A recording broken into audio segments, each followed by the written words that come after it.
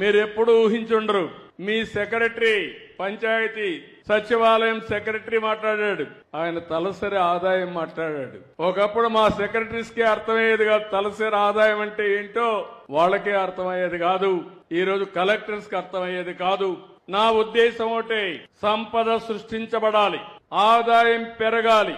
అదే సమయంలో పేదరికం అనేది పెద్ద శాపం. పేదరికం నుంచి అందరినీ పైకి తేవాల్సిన అవసరం ఉంది. ఈ రోజు ఒక్కసారి మీరు ఆలోచించండి.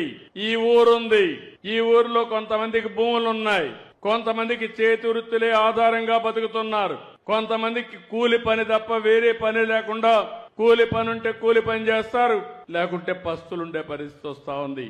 వాళ్ళ ఆదాయం తక్కువగా ఉంది. అంటే ఎన్నో సంవత్సరాలుగా పనిచేశాం, ఇన్ని సంవత్సరాలుగా పనిచేసినా ఇంకా పేదవాడుగా ఉన్నాడు. డబ్బులుండే వాళ్ళు మాత్రం ముందుకు పోగలుగుతున్నారు. ఇంకొక విషయం కూడా మీరు గుర్తుపెట్టుకోవాలి. ఆర్థిక సంస్కరణలు వచ్చాయి, రోడ్లు వేసాం, కరెంట్ వచ్చింది. ఈ రోజు ఇక్కడ చూస్తే విండ్ మిల్స్ వచ్చాయి, గాలి మరలు వచ్చాయి.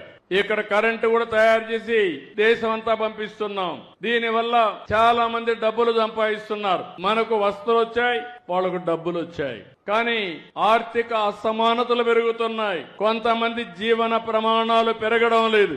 అందుకే నేను ఆలోచిస్తున్నాను, ప్రభుత్వం ఇచ్చే అన్ని సంక్షేమ కార్యక్రమాలు ఇస్తాం, అభివృద్ధి చేస్తాం.